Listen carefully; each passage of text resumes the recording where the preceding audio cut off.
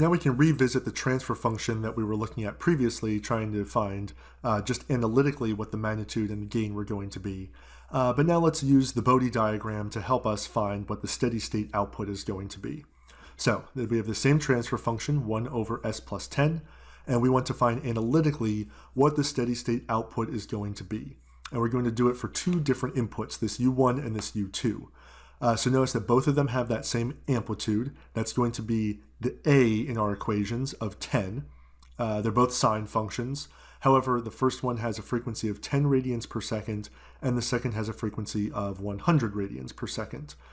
So what we're going to see is that because of the different input frequencies, the steady state output from 1 and 2 are going to be different.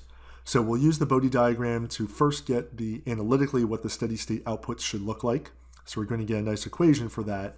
Then we're going to go into Simulink, and we're going to numerically simulate what happens if these are the inputs into our system. And we're going to compare what the numeric results are to what we get analytically. Going into the MATLAB, the first thing we want to do is make this Bode diagram. So we haven't actually seen one before. This will be our first preview. So up here at line 21, so we have to start by first defining a transfer function like we've done before. So in 21, I'm defining g, and I'll run it to that point. And this is exactly what we've done before. Remember, our transfer function is 1 over s plus 10. So if I print out g now, 1 over s plus 10.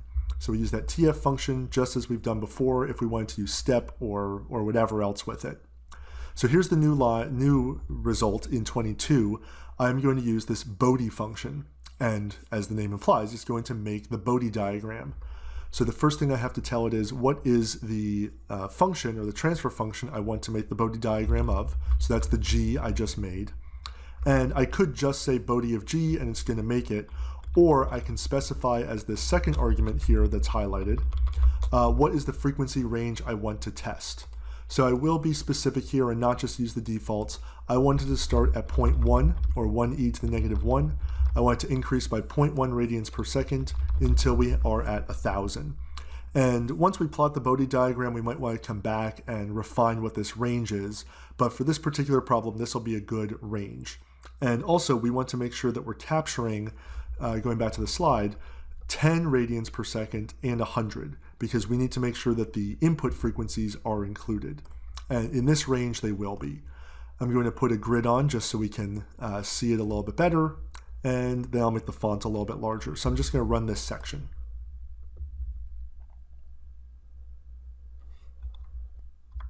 And here is what the Bode diagram looks like for this transfer function. Again, it is transfer function specific what the Bode diagram will be.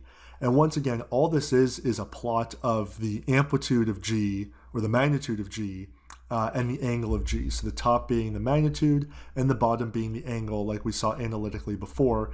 It's just solving that for a lot of omega values from, in this case, 10 to the negative 1, or 0.1 radians per second, through 1,000 radians per second.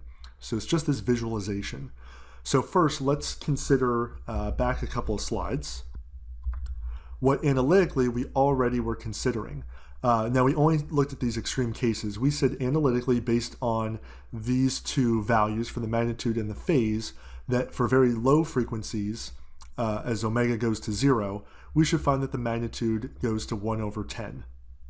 And if we look over here, for very low frequencies, that is what we get.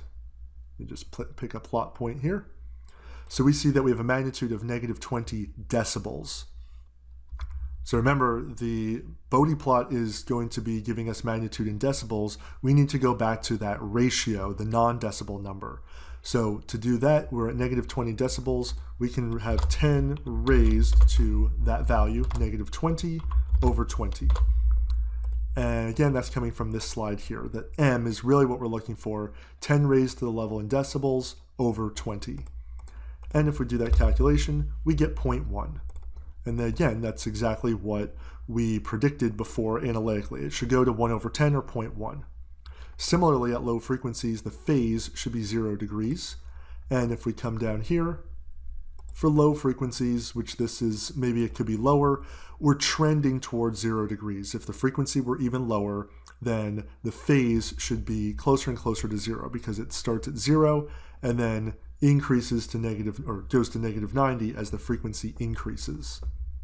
So let's see on the other side analytically what we said was going to happen. For large values of omega, when the frequency is high, we said that the magnitude should approach 1 over omega. So basically the magnitude should get smaller as omega increases. And go into the Bode diagram, if we follow this along, yes, that is happening. As omega, the frequency down here, increases, the magnitude decreases. And then we said for the phase, for high frequencies, the phase was going to approach negative 90. And on the Bode diagram, we can see that's true. We are coming down, we have an inflection point, and as the frequency is increasing, the phase is getting closer and closer to negative 90. So the Bode diagram visually matches what we saw analytically before, but now we also have all the information that's in between very low frequencies and very high frequencies. So back to our example, how do we use this Bode plot? So we have these two different inputs. Let's start with the first input, U1. Amplitude is 10, sine of 10t. So we want to know what happens when the input frequency is 10 radians per second. So let's go to the Bode plot. And we want to find on here 10 radians per second on the x-axis. So again, notice it's in the log scale. We have 10 to the negative 1, 10 to the 0 or 1, 10 to the 1 or 10. I want to drag this along and find what's my magnitude at 10 radians per second. And also the same thing for the phase.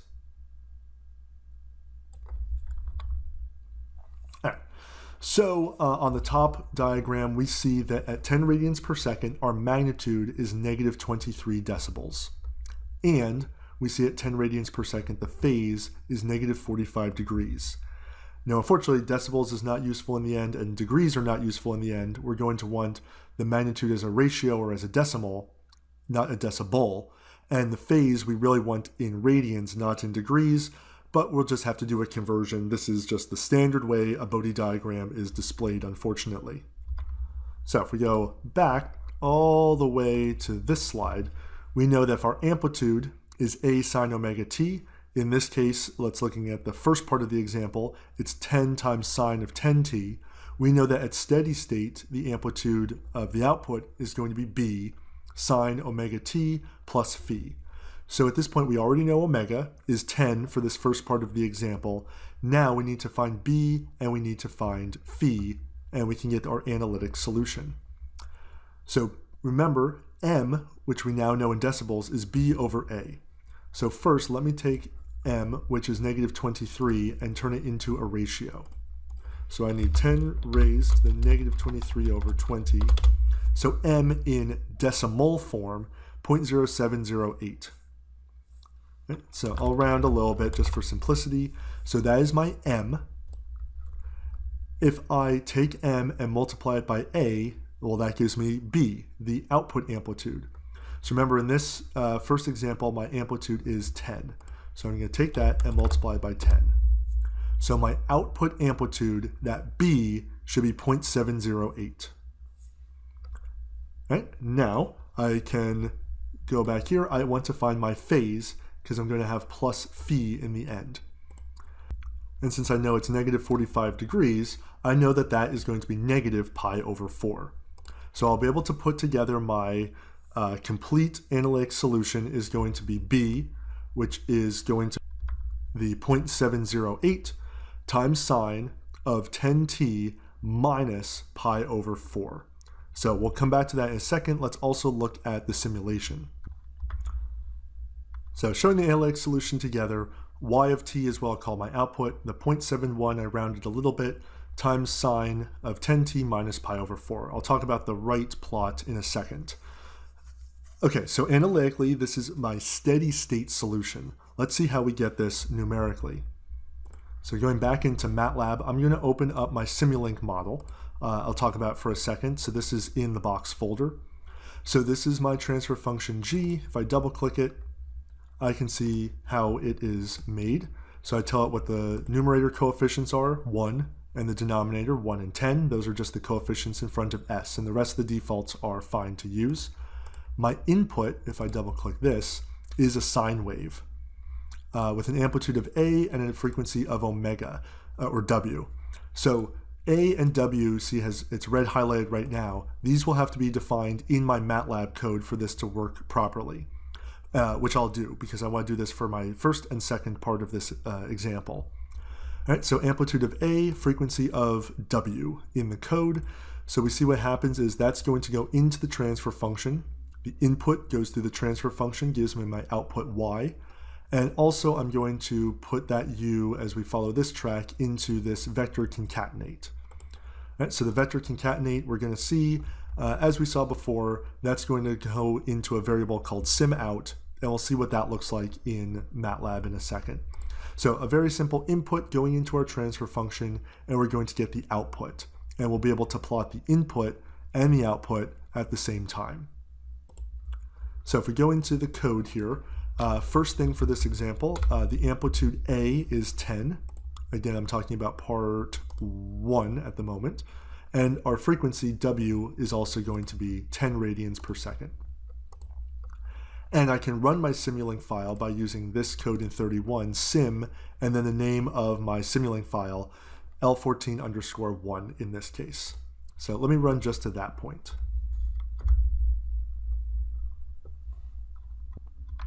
All right, so we let it run. If we look in our workspace, well, A and W we defined. We have this thing called SimOut, and we have this thing called TOut.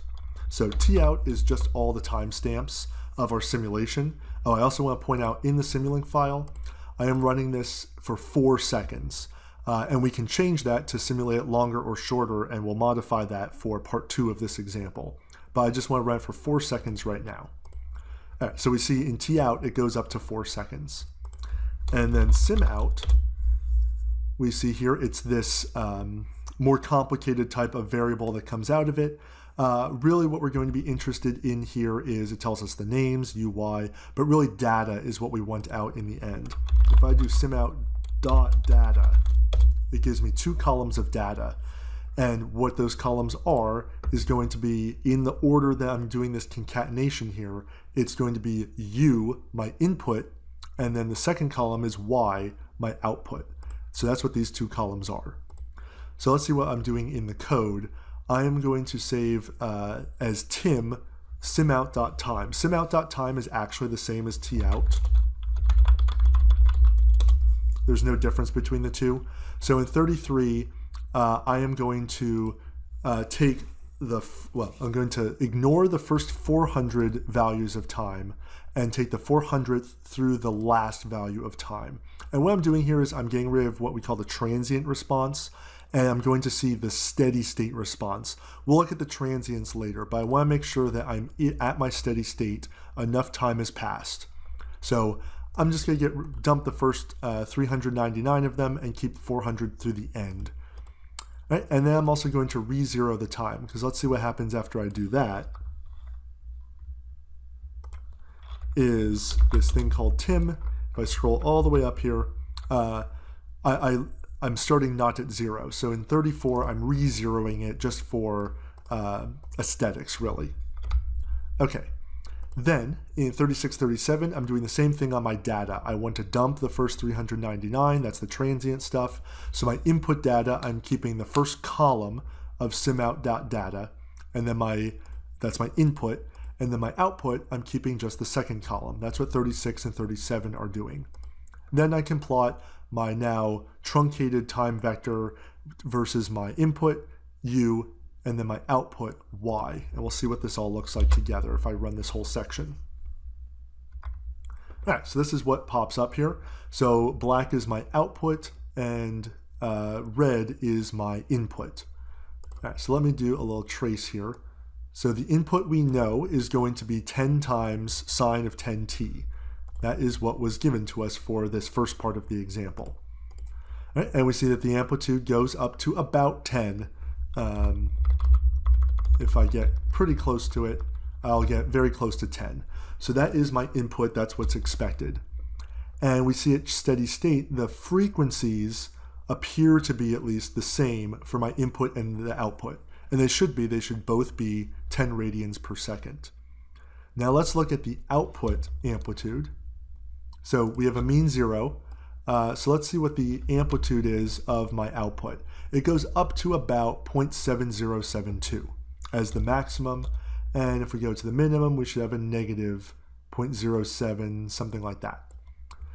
Going back to what we found analytically here, y of t, using the Bode diagram, finding that magnitude in phase, we found that we should have had a magnitude of 0.71. And yes, that does match pretty closely to what we're seeing in our numeric simulation. The amplitudes match.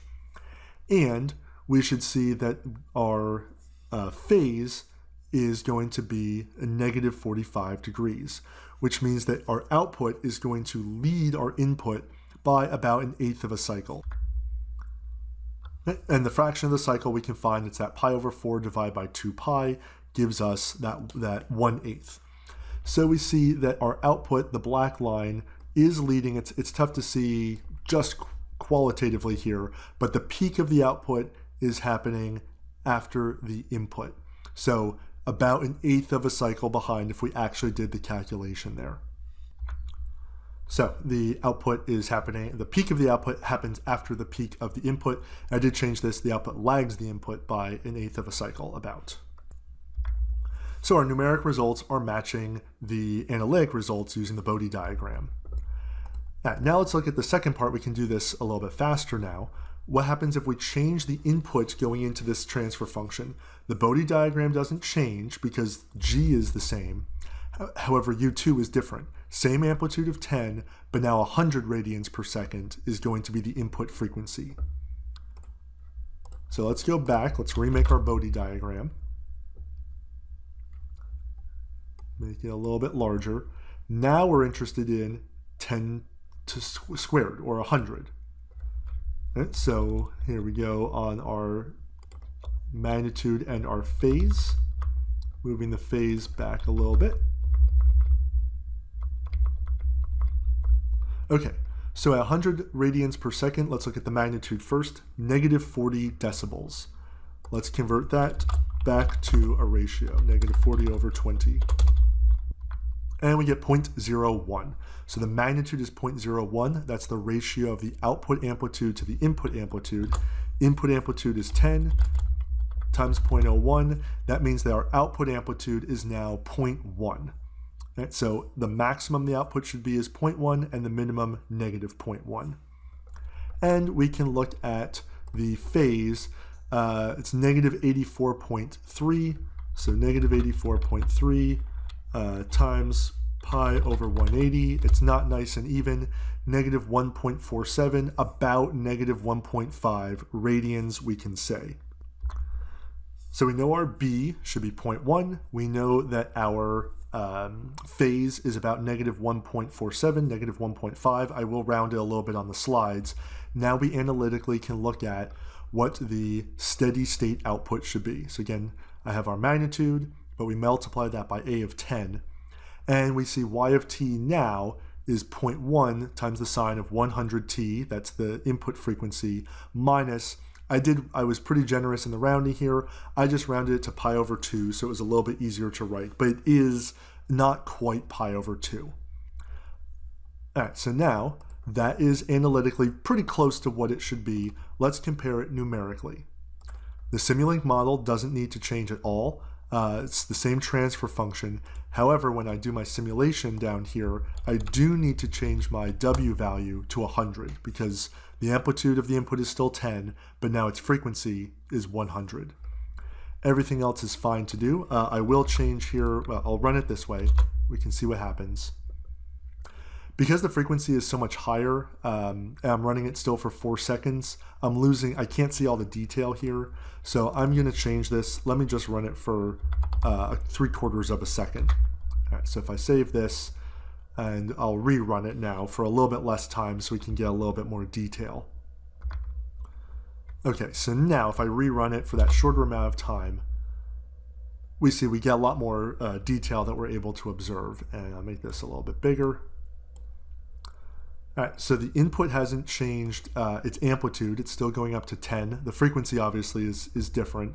And let's look at our output. It's kind of tough to see here.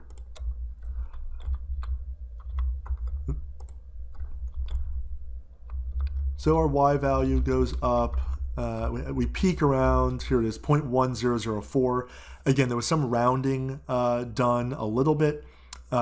So we're getting very, very close to what we expected analytically of 0.1. We're getting this 0.10004. Again, due to rounding, that's why it's a little bit different.